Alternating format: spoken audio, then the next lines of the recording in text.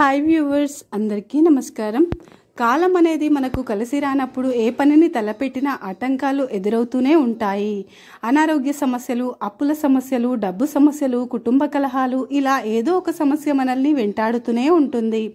అయితే ఈ కార్తీక మాసంలో వచ్చే సంకటహర చతుర్థి నాడు గణపతి వ్రతాన్ని ఆచరిస్తే మీ జీవితంలో ఉన్నటువంటి సమస్యలన్నీ తీరిపోయి మీ మనసులో ఉన్నటువంటి కోరికలు ఖచ్చితంగా నెరవేరుతాయి.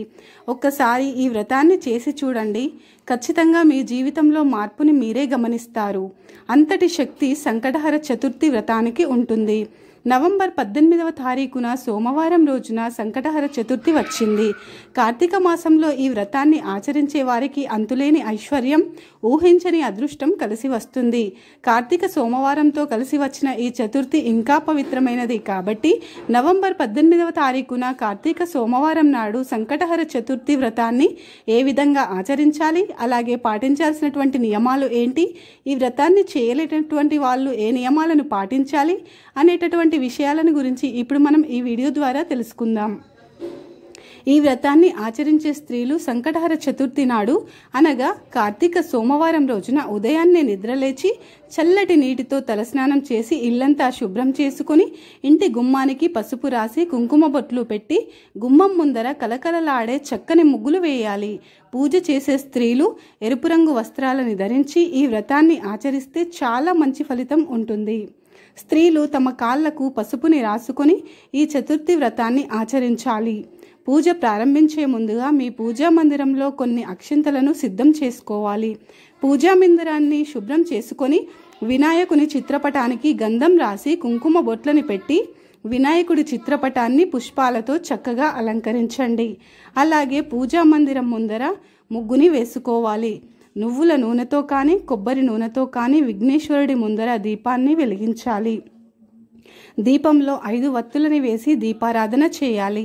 దీపాన్ని వెలిగించాక ఆ దీపానికి నమస్కారం చేసుకుని దీపం దగ్గర ఒక పుష్పం పెట్టాలి. ఇలా దీపం వెలిగించిన తర్వాత వినాయకుడి చిత్రపటం ముందర ఎరుపు వస్త్రం తీసుకొని వినాయకుడి చిత్రపటం ముందర పెట్టి ఆ వస్త్రానికి కుంకుమ బొట్లు పెట్టాలి.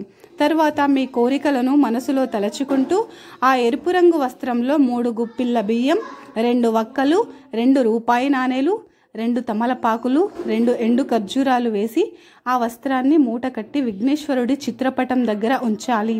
ఈ మూటని ముడుపుగా భావించాలి. ఈ ముడుపుకి నమస్కారం చేసుకొని గణేష స్తోత్రాన్ని చదవాలి. లేదా ఓం గం గణపతయే నమః అనే మంత్రాన్ని 21 సార్లు చదివి స్వామి ముందు పెట్టిన ముడుపుకు ధూపము వేసి హారతి ఇచ్చి కొబ్బరికాయని స్వామివారికి నివేదించాలి.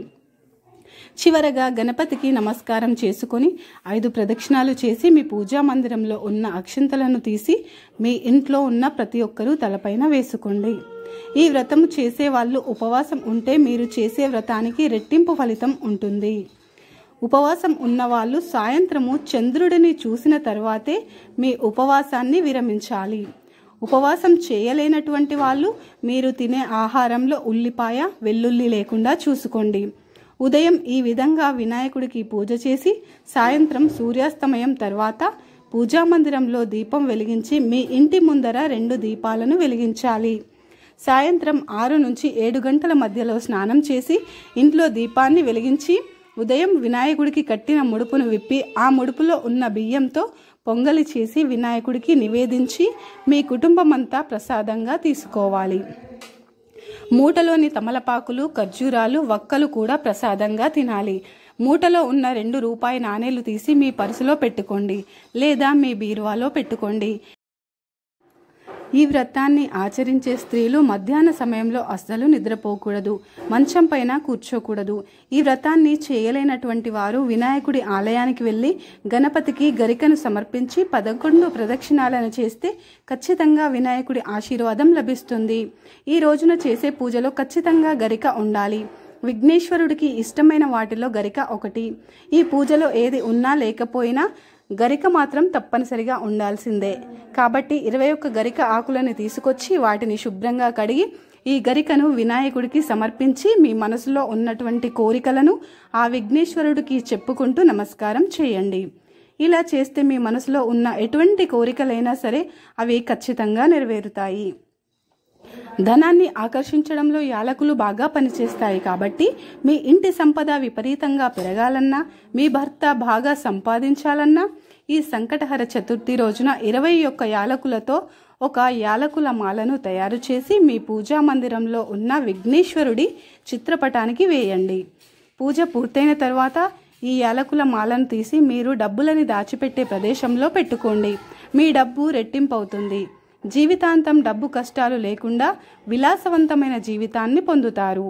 ఈ సంకటహర చతుర్థి నాడు రావి చెట్టుకు ప్రదక్షిణాలను చేస్తే మీ జాతకంలో ఉన్న దోషాలన్నీ తొలగిపోతాయి. రావి చెట్టు నీడలో నిలబడినా చాలు, మీ జాతకంలో ఉన్న దురదృష్టం అంతా తొలగిపోయి అదృష్టం వరిస్తుంది. కాబట్టి ఈ చతుర్థి నాడు రావి చెట్టుని ముట్టుకొని నమస్కారం చేస్తే దేవతల ఆశీర్వాదం లభించటంతో పాటుగా మీ ఇంటిపైన లక్ష్మీదేవి కటాక్షం ఉంటుంది. సంకటహర చతుర్థి నాడు ఈ శక్తివంతమైన వ్రతాన్ని చేయడం వలన ఆర్థిక సమస్యలు, అప్పుల బాధలన్నీ తీరడమే కాకుండా కోరిన కోరికలు ఖచ్చితంగా నెరవేరుతాయి.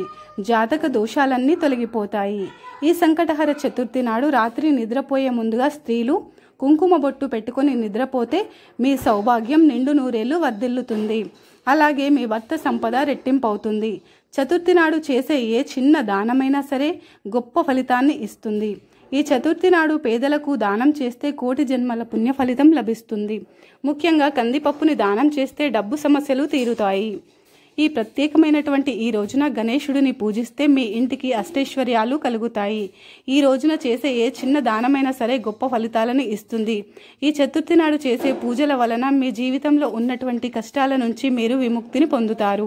చూసారు కదా ఫ్రెండ్స్, సంకటహర చతుర్థి పూజని ఎలా చేయాలో. ఈ వీడియో కనుక మీకు నచ్చినట్టయితే లైక్ చేయండి, షేర్ చేయండి, ఓం నమః శివాయ అని చిన్న కామెంట్ పెట్టండి. అలాగే సబ్స్క్రైబ్ చేసుకోవడం మర్చిపోకండి ఫ్రెండ్స్. ధన్యవాదములు.